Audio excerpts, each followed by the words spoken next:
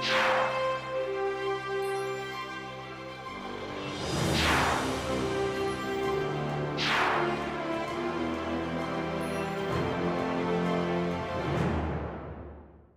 안녕하십니까. 저는 그 서부발전 주식회사에 근무하는 기술본부장을 맡고 있는 김동섭이라고 합니다. 전력 사업이 지금 굉장히 어려워지는 것은 여기에 이제 우리가 과거에도 있었지만 지금 이제 이 관점을 바꾸는 게 있었어요. 우리나라가 이 에너지 쪽에 여러 가지 국내에서도 이 발전이나 에너지 사업이 생산자 중심에서 수요자 중심으로 바뀐 것이 내가 볼 때는 9.15 정전이 생기면서 이 고객이라는 게 엄청나게 이게 부각되고 모든 것이 거기에 포커스로 맞춰주고 운영하는 게 예측 예방 쪽으로 갈 수밖에 없게 된 그런 쪽으로 바뀌었는데 이 신기후 체제라는 거 여기 사실은 지구 온도를 이렇게 조정하고 또 우리가 거기에 앞으로 이 OECD가 세계의 신사의 협정에 아닙니까? 좀 산다는 나라들이. 거기에 우리가 합의를 했고, 또 구체적으로 국가가 우리 전 국민 앞에서 약속을 해도 해야 되는데, 전 세계 앞에 어떻게 하겠다고 해놓은 겁니다. 그리고, 이걸 자세히 들어가서 보시면, 여기 각 나라들 안에 이게 클로즈업을 해보면, 일단 협약한 핵심이 다 적혀 있으니까 그건 참조를 해 주시기 바랍니다. 그래서 이제 규제라고 하는 것 같은데 이거를 이 부정적인 차원에서는 규제라고 하는데 어떻게 보면 우리가 선제적으로 긍정적으로 해야 될 그런 사항들입니다. 그래서 우리나라는 이거에 대해서 지금 많이 하죠. 노석탄화력의 폐지라든지 요거는 이 문재인 정부에서 여러 가지 에너지 정책 중에서도 들어가 있고 해마다 이제 강화하고 올해까지 나온 게 이제 이렇게 돼 있으니까 내년도에는 또 어떻게 더 될지 그건 사실은 상황을 짐작할 수는 없는데 더 강해질 것 같은 것은 누가 봐도 이제 명약관화한 것입니다. 그래서 기존 화력의 설비 개선이라든지 이런 것들이 모조리 다 앞으로 우리가 리트리픽을 해야 된다는 그러한 것을 이렇게 예고하고 있습니다.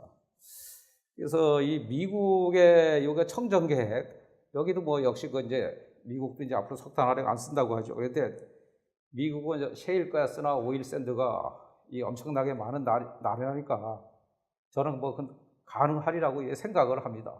그래서 여기 석탄 화력의 지금 2 내지 4% 효율 개선인데 제가 볼 때는 앞으로 요거 효율 올라가지고는 당위성을 만들 수가 없어요. 왜 그러냐면 석탄 화력의 문제가 환경성이기 때문에 내가 보면 이게 그래서 우리도 이제 이 뒤에도 이제 이런 제가 하나 이제 이 다음에 미세먼지 쪽에서도 얘기를 하는데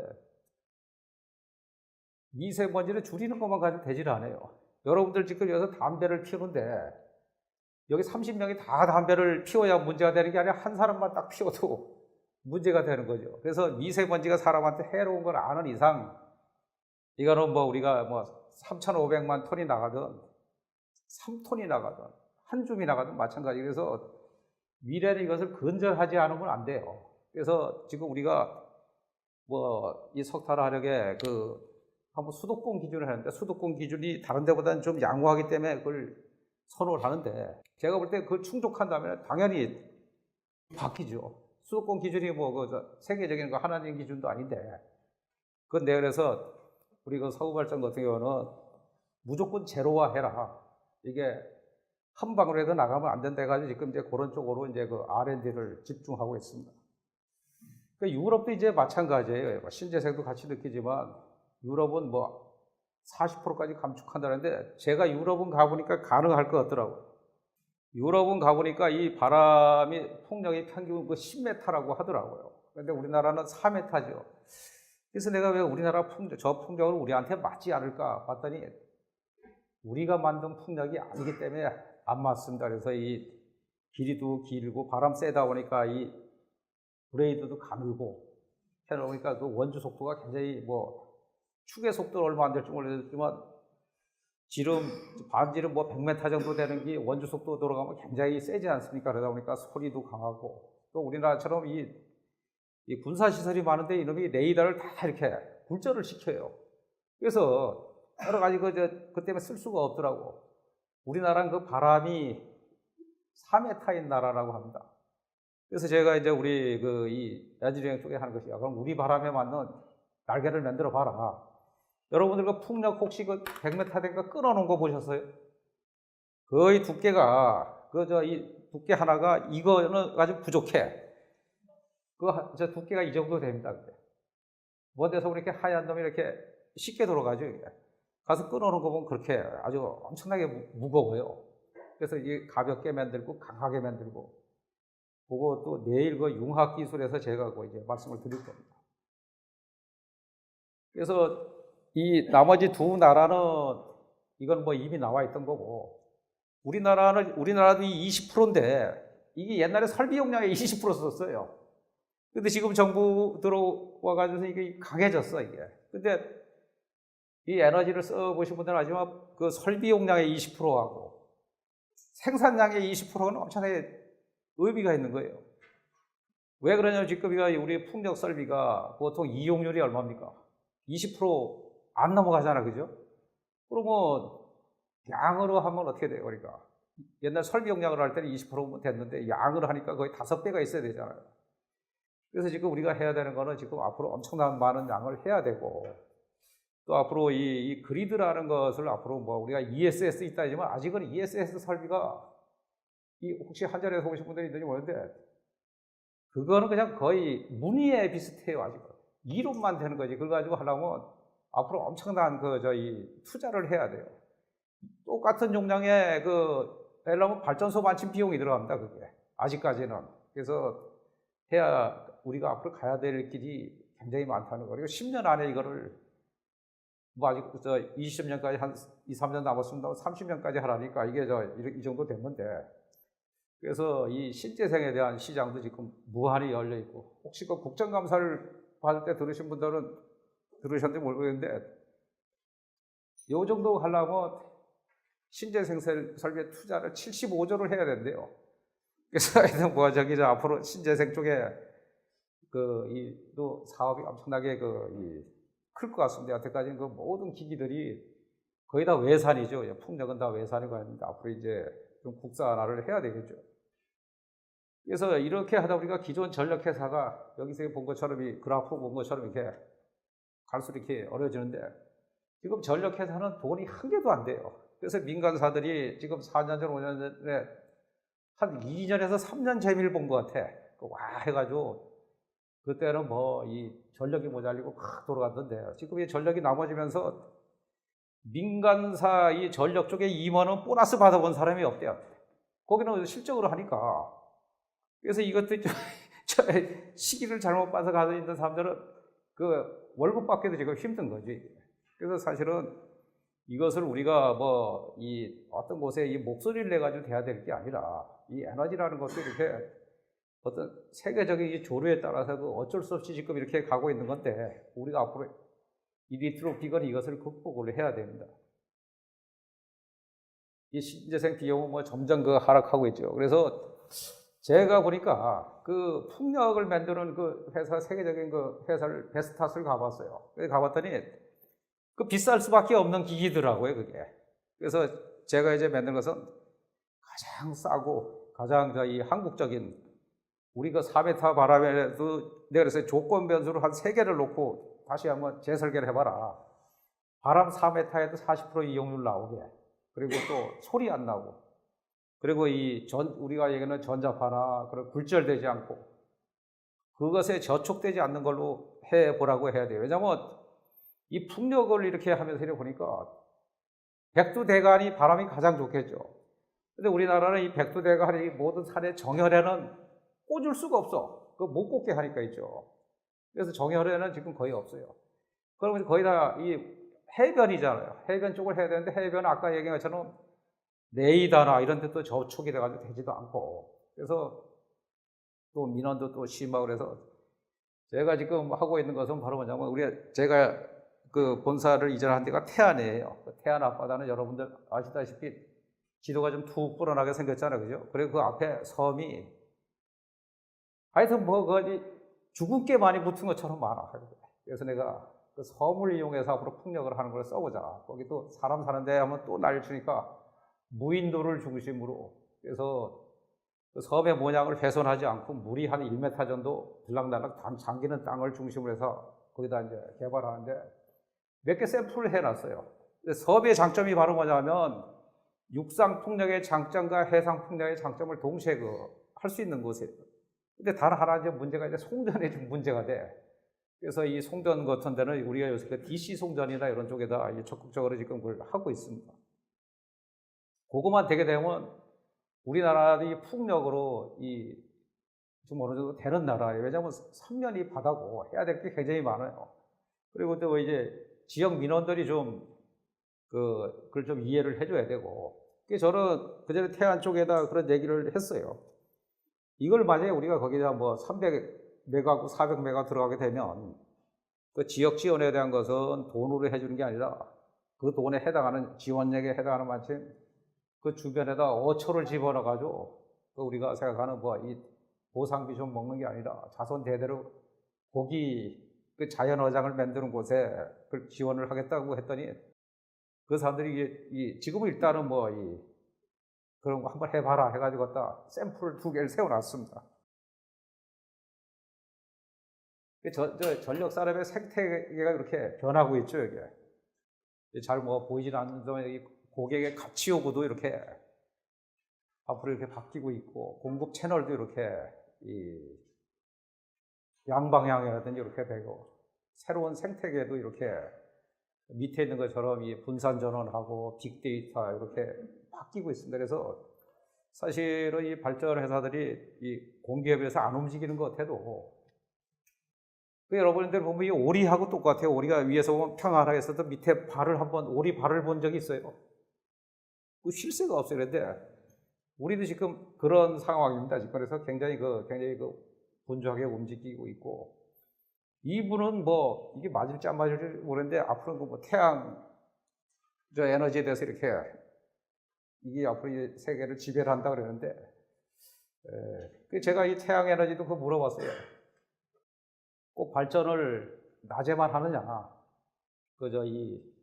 밤에도 할 수 있고 어디 광선으로 오는데 꼭 햇빛이 있어야지만 하는 게 아니라 밤에도 에너지 하는 방법을 한번 찾아보자. 그래서 이 태양 주파수나 어디 그 광선이 틀림없이 그게 있었을 거예요. 우리가 옛날에 이 고주파라는 것도 우리가 귀로 듣는 것만 뭐 몇 데시벨에 있는 줄 알았는데 그게 위로 올라가고 나니까 또 그래 숨어진 연역대도 찾아내가지고 지금 이 세상을 바꾸는 어떤 우리가 이 모바일 기기로 바뀌었는데 하여튼 요것도 지금 이 태양 에너지도 아마 충분히 그런 가능성이 있다고 생각합니다. 그리고 이 전력 산업의 이 패러다임이 변화는 과거 90년 이전에는 그냥 이 생산자 위주의 주문 받고 앉은 고만이고 저도 그런 거 말하는데 중요한 중계를 들을 때도 되게 중계 들을 때 전력이 잘 나가는 이유가 모든 사람이 동시에 들어서 아마 그런 것 같아요. 그래도 결국 문제가 없는데 지금 현재까지는 지금 이제 이 시장이 점점 바뀌고 있죠. 이렇게 소비자 참여라든지 개방 시스템이라든지 저탄소 개념이라든지 이렇게 되는데 이러한 것이 앞으로 우리가 새로운 신기후 시대에서는 이렇게 저탄소 중심으로 모든 것이 바뀌고 있다는 거. 그리고 여기 생각보다 엄청나게 빨리 바뀌고 있어요. 그리고 우리나라의 전력 시장의 구조 변화도 여기서 보시면 이 위에 그 파란 색깔이가 지금 이제 현재 운영되고 있는 거고 요 밑에 그 빨간색이 앞으로 진행되고 있는 법이 진행되거나 진행되고 있는 사항이거나 바뀌고 있는 사항입니다. 그래서 이제 과거에는 이렇게 주로 모든 것이 공급자 중심으로 돼 있고 요가 이제 소비자 이렇게 돼 있는데 앞으로는 점점 이 시장이 여가 커지죠. 시스템 자체도 그렇고 모든 것이 여가 커지는데 이것이 앞으로 우리가 생각하는 에너지 쪽이나 이 삶 속에서도 새로 여러분들이 이걸 트로픽으로 관심을 가져야 될 일들입니다. 그래서 우리가 미래는 우리가 CO2라는 것도 어떻게 보면 우리가 앞으로 큰 파고인데 에너지 쪽에서는 그래서 이 미세먼지와 환경 문제 그리고 성장 문제 이런 것이 동시에 우리가 그걸 해결을 해야 될 문제들입니다. 그래서 이거는 그 파리 협정은 그 다른 데로 갈 수 없는 방향성은 제시를 했어요. 그래서 우리끼리 그게 뭐 오르냐 그러냐 아무리 따져봐야 되지도 않고, 미국의 그 트럼프 대통령도 뭐 그렇게 했지만 거기도 결국 갈 수밖에 없지 않나 그런 생각인데, 그래서 제가 생각하는 거는 이 발전 방식에서 그럼 우리가 어떻게 할 것인가를 생각했죠. 그래서 에너지 쪽이 발전 외에도 많이 있습니다. 뭐 쓰이는 곳에도 있죠. 거기 주로 발전이 빼놓고 주로 송전으로 나가거나 신재생을 가지고 한 것이 작년도에 그 발표한 그 신에너지 정책이죠. 그걸 주로 쓰임을 가지고 주로 얘기하는 겁니다. 제가 얘기한 것은 경제로 말하면 이 분모에 해당하는 그러면 만드는 과정에서 어떻게 할 것인가. 왜 제가 이걸 하자면 에너지를 가장 많이 쓰는 사람이 전력을 만드는 사람이 가장 많이 써요. 왜 그러자면 우리가 100이라는 걸 투입해가지고 40만 클린을 가고 60원 만들면서 없어지기 때문에 사실은 가장 이 혁신을 해야 되는 것이 뭐 누구 소비 절감해라 뭐 해야 될 게 아니라 사실은 저희가 해야 될 일들입니다. 그래서 이 환경 문제도 앞으로 이걸 이제 굴뚝으로 없애려고 해요. 이렇게. 그리고 우리가 왜 공해가 해로운가 하면 공해 속에 에너지가 들어서 그렇습니다. 그럼 그 에너지를 뽑아내야 될 거 아니에요. 60이 가져나가는 것을. 공해 에너지를. 그래서 제가 늘 얘기하는 것은 앞으로는 발전소가 있음으로써 그 사용하기 전보다 사용한 공기가 더 깨끗하게 해서 내보내라. 그리고 발전소가 들어왔다 그래서 이 지역 주민들이 뭐 이렇게 공해 얘기할 게 아니라 발전소에서 공기가 맑아지고 물이 맑아져서 뭐 한 수명이 몇 년 더 늘어났다는 소리를 듣도록 하면 그 비전을 좀 바꾸자고도 얘기를 했는데, 이게 제가 볼 때 이게 꼭 제가 다른 데서도 얘기했는데 이게 화장실하고 똑같아요. 화장실이 옛날에는 뭐 사돈하고 화장실은 멀어야 된다 그랬잖아요. 근데 화장실이 부정적인 거를 해결하고부터 이게 부엌보다 더 가까워졌어요, 화장실이. 저 주방은 저 따르고 화장실은 바로 옆에 침대 옆에 끼고 삽니다. 내가 볼 때 에너지 설비도 바로 그렇다고 생각을 해요. 왜냐하면 지금 에너지 설비도 모든 사람들이 다 이거를 뭐 공연이 어쩌니 뭐 여러 가지 이 고성한 소리를 해대도 이거 없이 하루도 살 수가 없어. 근데 왜 이렇게 소중한 것이 우리 같은 이 본사가 왜 충남까지 가서 이제 지역 사람들한테 그렇게 하냐면 여기에서 이 공해라는 문제 때문에 그렇다고요. 그래서 미래의 리트로픽에 제가 추구하는 가장 궁극적 목표는 이 발전소가 시청 옆에 들어가는 겁니다, 이게. 그래서 이거는 사실 이 에너지를 하여튼 클린으로 나오든 아니든 이건 공유해야 될 에너지지 저걸 가지고 어느 영업의 영업의 차원에서 문제가 되기 때문에 저렇게 밀려나야 될 그게 아니죠. 그래서 앞으로 이 위에 있는 건 굴뚝을 없애는 거고, 하나는 바다로 나가는 거가 전체 에너지 48, 우리가 100이라는 에너지를 떼면 48% 정도가 바다로 나갑니다. 이놈이 왜냐면 바다가 들어가서 냉각소의 온수를 나가는데, 지금 그걸 잡는 이 기술을 R&D를 여러 개 하고 있어요. 저희 서부가 지금 진행되고 있는 R&D가 1년에 지금 제가 R&D도 총괄을 하고 있는데 100개가 넘어요, 그게. 근데 거의가 이런 쪽에 R&D가 집중을 하고 있습니다. 그래서 거기에서 지금 잡아가지고 앞으로 이 스마트 산업, 스마트 팜하고 연결시키는 그런 이제 산업하고 지금 이 키스트하고 해가지고 지금 한 300억 정도 들여가지고 지금 그때 실행을 하고 있고, 그래서 이 농산물도 앞으로 지금에 있는 수익의 비닐하우스의 10배, 그러니까 과거에 수십 배를 이게 생산해내는 그런 쪽으로 지금 이게 바뀌고 있습니다. 그래서 올해 랭킹 사이클이 가진 한계점 때문에 이놈이 직접 이렇게 에너지를 회수 못하지만 융합산업에 중요한 것이 다른 걸 이게 융합을 통해서는 우리가 이 국가 토탈 에너지를 얼마든지 줄일 수 있기 때문에 그런 쪽에다 요새 R&D를 집중을 하고 있습니다. 그리고 지금 여러분들 잘 아시다시피 지금 세계의 이 수요 시장이 한 5천조 정도 된다고 합니다. 5,300조가 잘 모르겠는데, 정확한 통계가 가장 통계를 찾기 어려운 거가 WEC 통계입니다. 이 북한이 우리하고 가장 가까이 있는데 북한의 전력 통계를 세계적으로 가진 데가 없어요. 거기 우리가 대한전기협회에서 나오는 그 한 5년 전의 통계를 세계가 다 같이 쓰고 있어요. 그것처럼 이제 없다 보니까 이 시장이라는 것 크기 사이즈를 얼마인지는 알 수가 없는데, 하여튼 그거보다 훨씬 더 큰 게 그 생산 시장입니다. 근데 그게 앞으로 1년에 21년부터 우리가 1년에 100조씩 커간다 그러죠. 세계 시장이. 그 우리가 거기서 선점을 해야 되고, 그리고 또 세계 시장에 지금 뭐 석유, 원자력 다, 뭐 우리나라 원자력 탈원전 이렇게 얘기를 하는데, 이 WEC 통계에 의하면 2020년도 중반 정도 가면 거의 70% 이상이 가스 터빈으로 다 이제 바뀐대요. 환경성 때문에.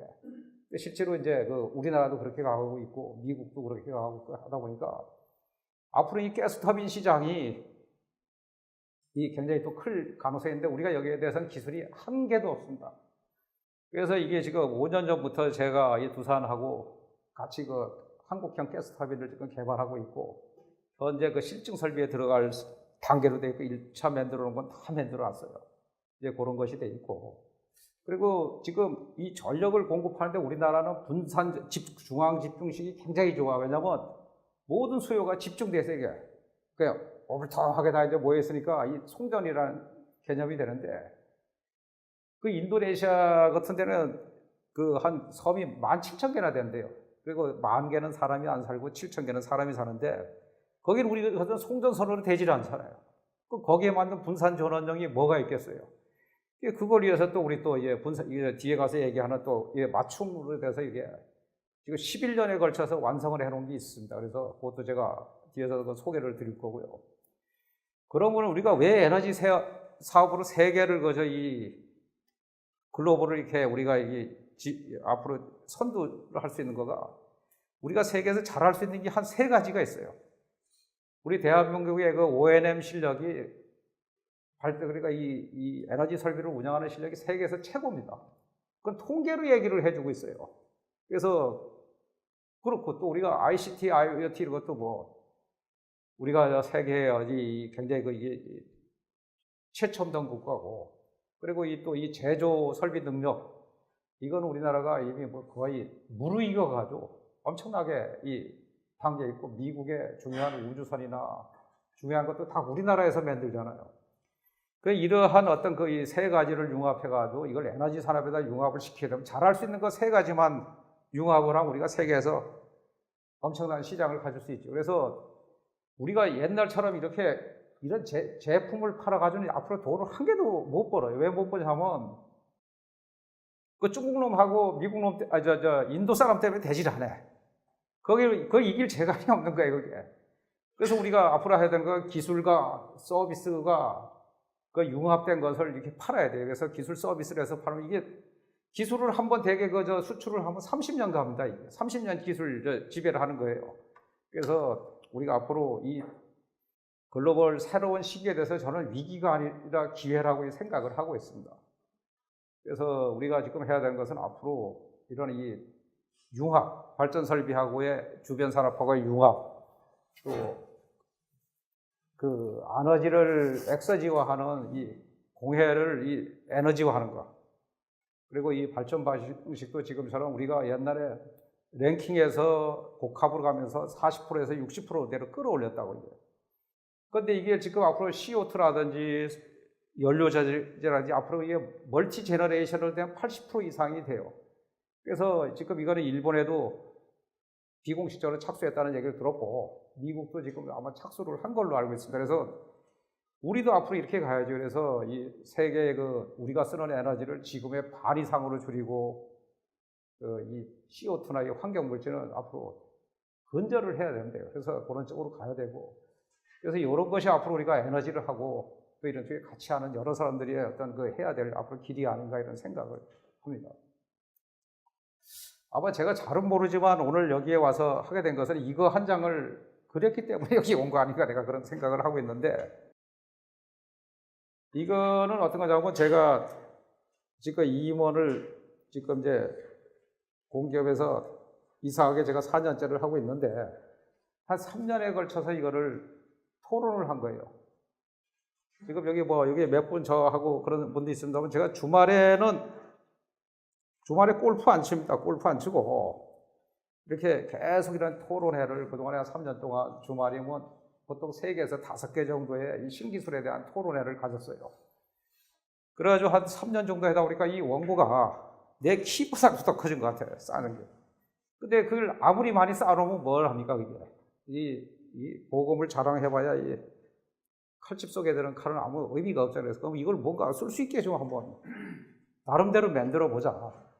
해서 만든 게 이거 도면입니다. 이걸 한번 눈에 보이게 그 수천 장을 가지고 한 장짜리로 표현할 수 있는 게 뭐가 있나 해가지고 이제 미래 저탄소 신전력 산업 모델입니다. 그래서 제가 요걸 가지고는 그 한전서도 제가 이 강의를 한 적 있고 이걸 몇 번 한 적이 있어요. 그리고 이제 손님들이 또 사무실에 오시면 또 한 요거 가지고 한 30분 이제 토론도 하고 했었는데, 그래서 이거 때문에 아마 온 걸로 했는데 여기 지금 화질이 여기 제 컴퓨터에 나오는 거하고 너무 차이가 나는 화질이 나와가지고 이 별로 재미가 없는데, 요거는 제가 이 책은 제가 이 조교보고 그랬어요. 내가 이거 이제 USB랑 내게 다 드릴 거니까 주소로 필요하면 다 해서 드려라. 그래서 여기 이제 화질도 좋고 이 안에 있으니까 내가 필요하면 쓰시도록 하시길 바랍니다. 그래서 앞으로는 이 석탄에 대한 것도 지금 이거를 우리가 다 하고 있어요. 이 석탄을 가지고 지금 우리의 똥돼지라 해서 이건 똥은 아니잖아, 이게. 근데 사람들은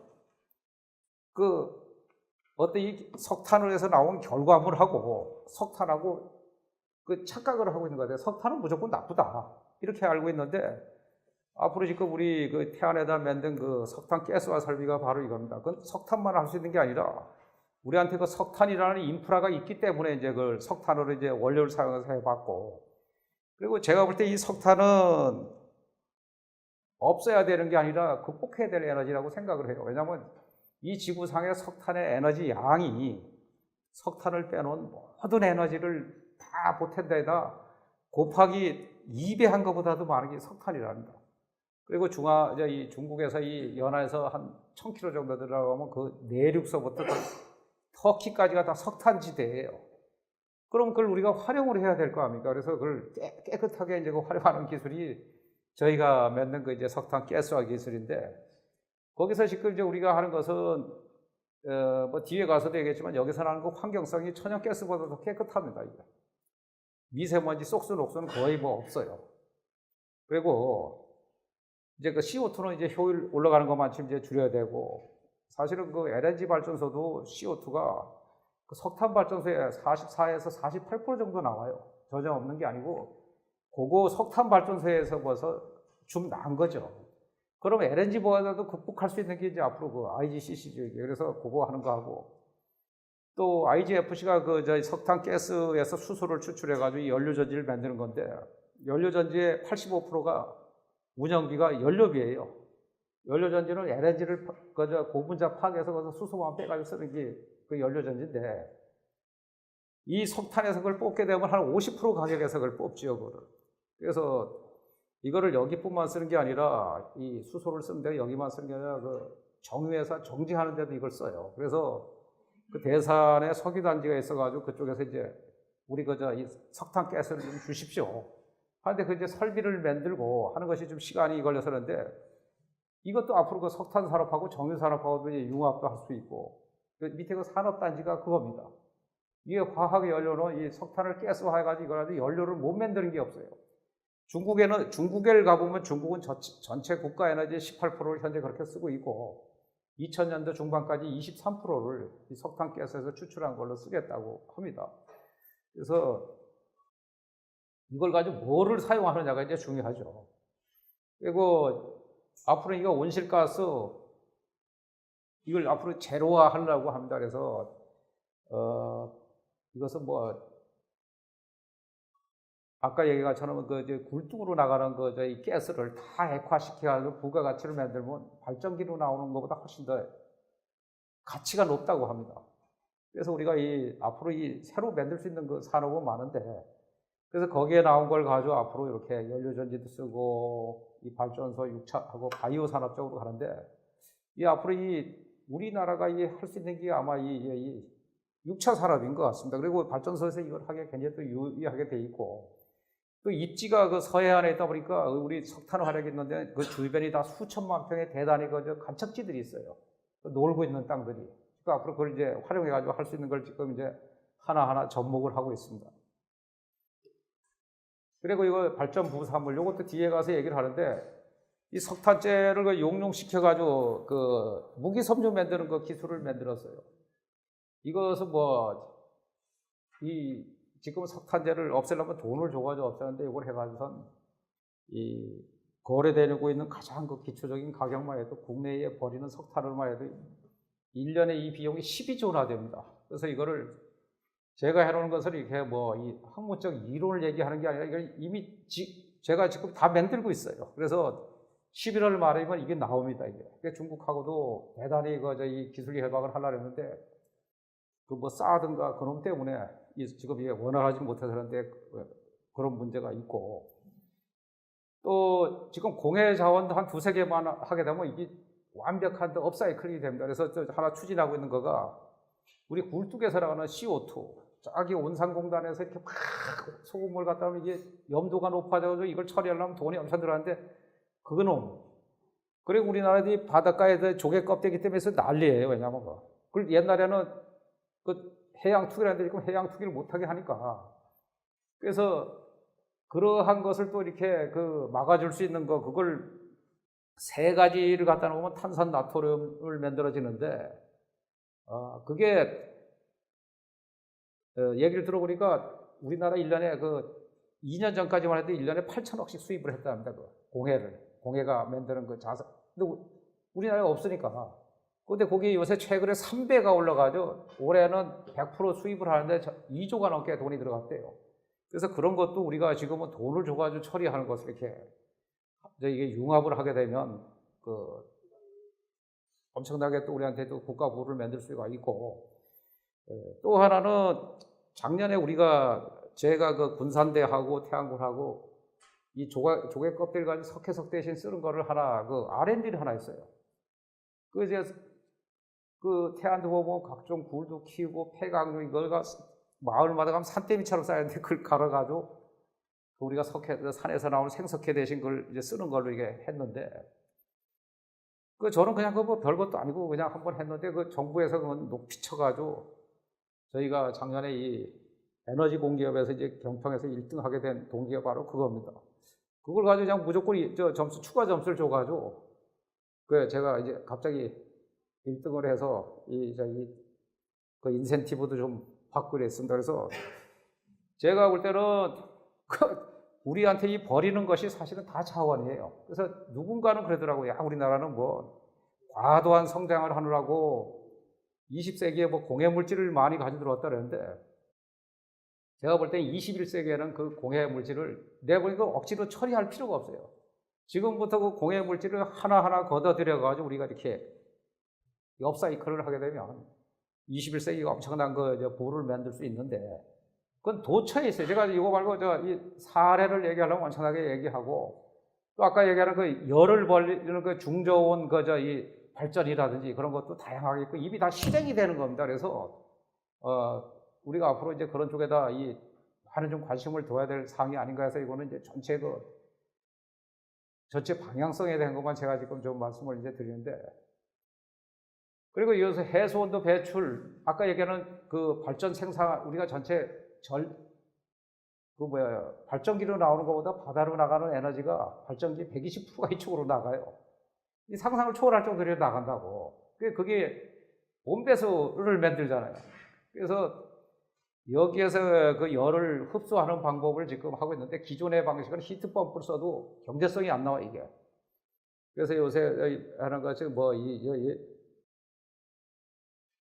히트 튜브라든지 또 저온 수열 발전기라든지 그런 걸 해가지고선 이것을 좀 쓸만한 부가가치 있는 에너지로 흡수를 해야지만 이 원해 단지에도 키우고, 또 양식장 이런 쪽으로 하는데, 지금 제가 보니까 그쪽에 평택에 가면 이제 우리가 열대 농장 큰 데 있는 사장님도 만나보고, 이 또 이 양식장들에 보면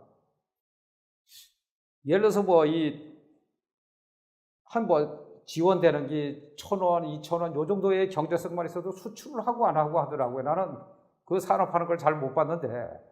근데 이게 들어가게 되면 이거는 뭐 한 방에 끝나는 거예요. 그리고 아까 얘기한 탄산나트륨 만드는 것도 그 고개를 가지고 탄산나트륨 만드는 거가 그 회사에 있는 거 버리는 열 이거하고 같이 그 연결을 하게 되면 이거는 뭐 거의 뭐 다른 나라하고 중국이나 딴 놈들하고 게임이 안 된다 그러더라고요. 이 가격에서. 그래서 지금 거기 또 공업용 그 부지도 많고 그래서 그 뒤에서도 이제 잠깐 그 소개를 하는데 그 앞으로 그 융합 사이클에 대한 거 그거에 대한 것도 앞으로 이게 무궁한 이 앞으로 리트로픽에 대한 그 시장이 있어요. 그래서 요거는 이 해수 온도 가지고 하는 것은 저희가 그 좀 전에 얘기한 것처럼 키스터가 이걸 한 300억 정도를 가지고 이 스마트팜에 대한 것을 이렇게 연구를 했더라고요. 왜 사람들은 거기 덴마크도 가고 어느 나라도 가면 있고 한데 왜 그걸 했느냐 하는데 우리나라에서 그 기술을 갖다 했어요. 했더니 효율이 60%뿐이 안 나와. 근데 이게 왜 그러냐면 이놈들이 기술을 안 주는 거예요. 아니 한참 이걸 키워야 되는데 거기에 이거 펌프가 하나 고장나서 그러면 그걸 국내에서 구입을 할 수가 없으니까 예를 들어 덴마크까지 가서 사가지고 오려면 그게 얼마 걸리니까 한번 생각을 해봐요. 그러다 보니까 실제로 이 효율이 안 나더라는 거예요. 그래서 우리가 왜 국산화를 하게 되냐면 국산화를 하게 돼도 그 선진국 기술만 치면 근데 한 90%뿐이 못 따라간대요. 그런데 하더라도 일단 우리 국내에 사느라니까 가격이 싸고 부품 조달이 쉽고 하니까 그 선진국에 그 잘 사는 놈들이 하는 것보다 그래도 우리가 그거 갖다 쓰는 것보다 이 외화도 절감하고 국내 산업도 육성시키고 한 30% 정도는 이 경제성이 있을 것이다 해가지고 한 것이 바로 그 내용입니다. 그래서 이 해수온도 배출 이것은 앞으로 이 6차 산업하고 이건 엄청난 이것도 이 연관관계를 만들 수 있는 이게 융합 산업입니다. 그리고 이것이 아까 제가 얘기하는 이 고효율 발전으로 가는 건데 지금은 사실은 발전하는 방식이 다양하게 있어요. 그래서 이 환경산업하고 공해산업하고 이 클린 에너지 사업이 둘이 아니에요, 이게. 이름이 저 클린을 만들려면 지금은 어떻게 하냐면 클린 에너지 40%를 만들려면 공해에너지 60%를 양산해야지만 만드는 거예요. 그래도 이런 건 편리성 때문에 그 전기 에너지 다양한 변신할 수 있는 에너지의 이 적용성 때문에 그걸 생산 안 할 수가 없잖아요. 그래서 그걸 하고 있는데 앞으로 이거 60%를 우리가 해결해가지고 80%로 가야 되는데 이것을 옛날에 저는 이걸 2012년도부터 이걸 가야 된다고 계속 얘기를 했었어요. 그런데 그 당시 어떤 사람이 있었냐면 그 지방대에 교수님 계시니까 지방대가 지금은 어떤지 모르는데 그 당시 보니까 거의 그 동남아 유학생으로 그 대학이 이루어지고 있더라고요. 근데 그 중에 하나가 인도네시아에서 그 유학 온 친구가 우리 그 태안의 IGCC를 여러 번 와서 이것을 짓단하는 걸 본 것 같아.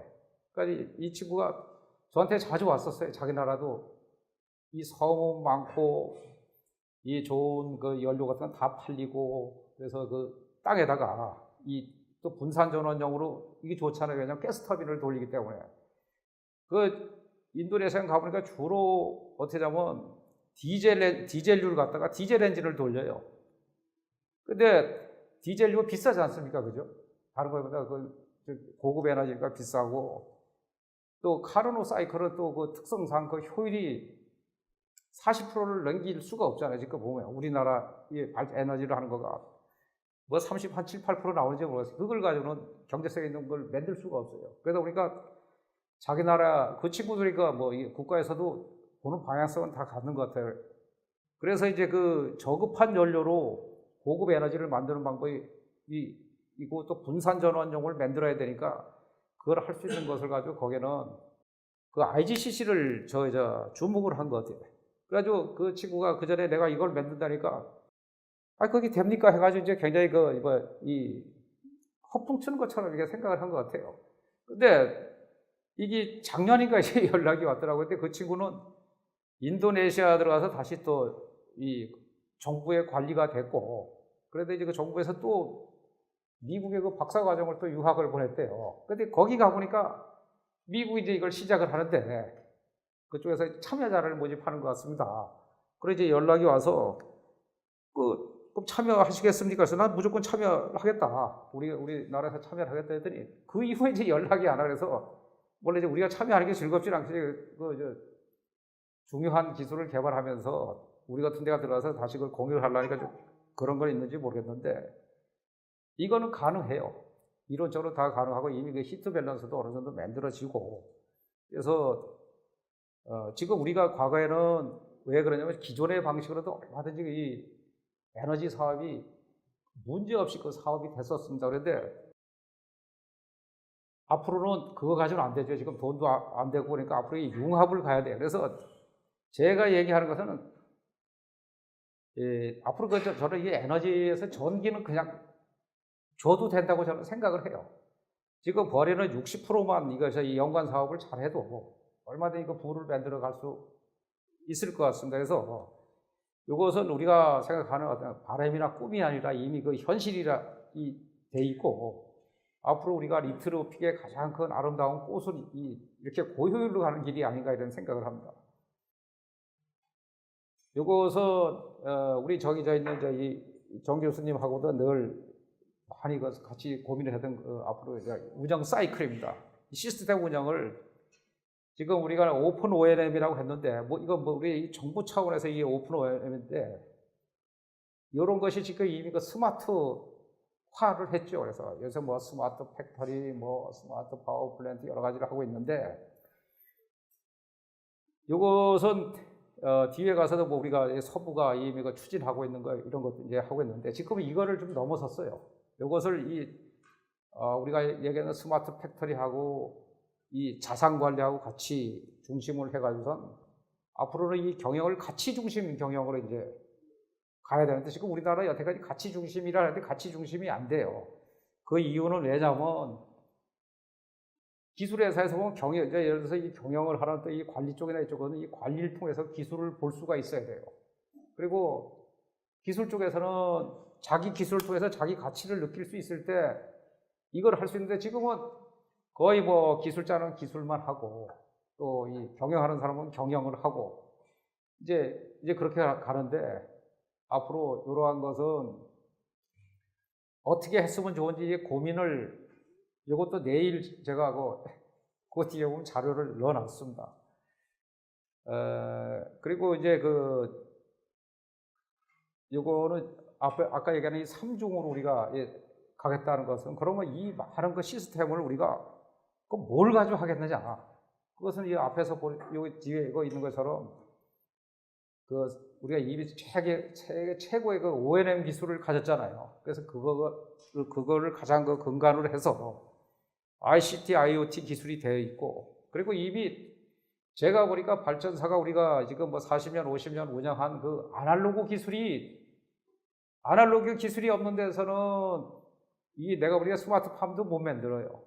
그걸 가지고 하나, 둘 해서 그 알고리즘을 만들고 그것을 우리가 이 전체 그 시스템에 이 전산에서 넣고 하는 그 경험을 이 형상화 해가지고서 넣을 수 있어야지 이게 되는데 지금 우리가 그거는 계속 2012년부터 개발을 해가지고 경험을 하나의 그 IT화 해가지고 그걸 지금 특정 분산 난립되어 있는 걸 가지고 하나의 그 시스템화를 지금 하고 있습니다. 그래서 그리고 앞으로는 이제 이게 지금 IT나 ICT가 있기 때문에 바로 지금 저희도 해외 사업장이 10개가 있는데 앞으로 이게 다 원격으로 관리가 가능을 해요.